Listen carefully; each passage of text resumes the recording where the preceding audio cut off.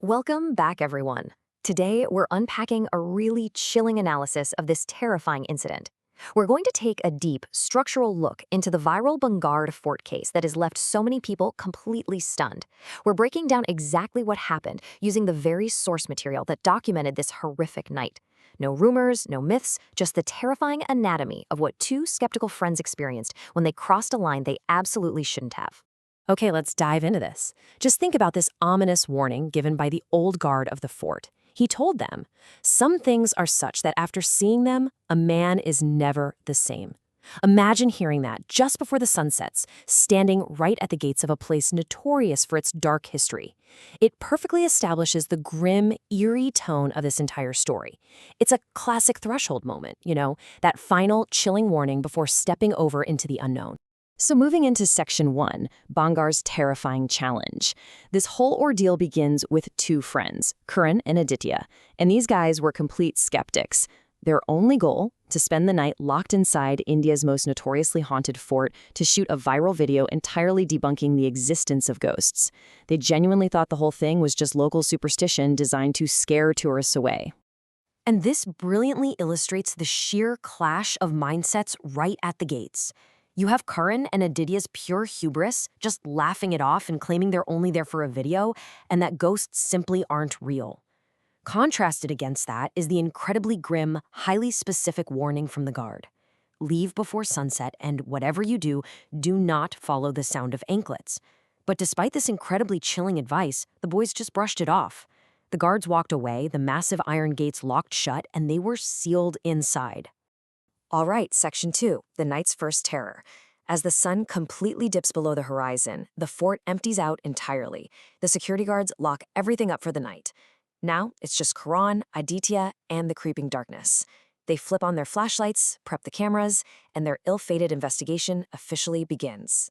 I really want to walk you through how this terror actually builds up. For the first half hour, it's totally normal. A breeze is blowing, bats are flying around, and you can hear some distant dogs howling from the hills. Karan is actually feeling quite confident. But as we move into the deep night, they suddenly hear it. The sound of anklets. A pile. At first, it's faint. They try to brush it off as an animal, though you can tell Karan's voice is starting to shake. Then, they reach the old market section of the fort, and the anklet sounds get dangerously close. It actually sounds like they're ringing right behind them. But when they spin around, nothing. Just pure darkness and broken walls. And then, the auditory hallucination suddenly becomes visual. Karan stops dead in his tracks and points his flashlight straight ahead. Standing a short distance away is exactly what they were warned about, a girl in white, long hair.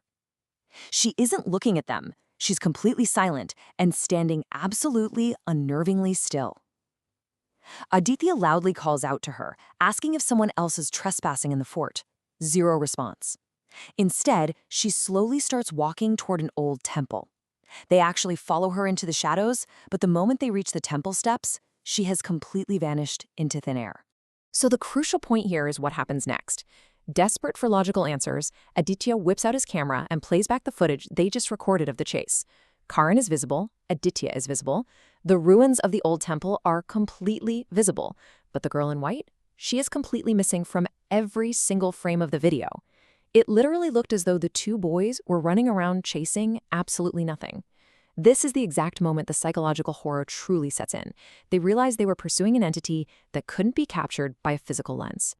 Well, that shatters their skepticism entirely, which brings us to Section 3, the maze and red eyes. Pure, unadulterated panic finally sets in. They decide their viral video is a massive mistake, and they need to flee for the exit immediately. But they're about to learn that the fort isn't just haunted, it's hunting them.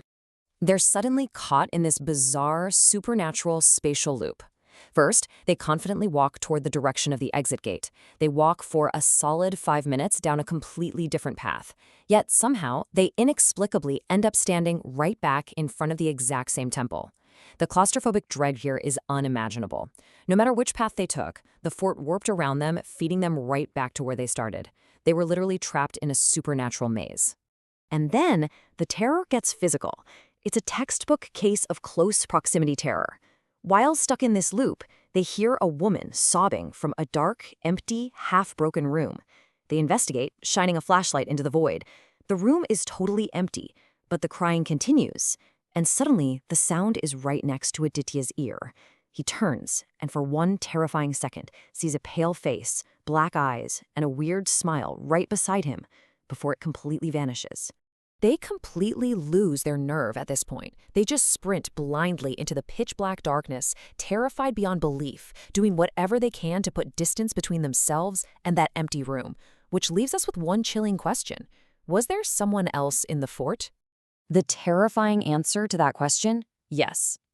As they're sprinting for their lives, they're suddenly forced to slam on the brakes.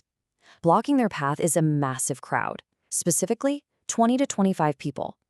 They're all wearing white clothes, standing completely silent, with their heads bowed down, entirely blocking the boys' path of escape.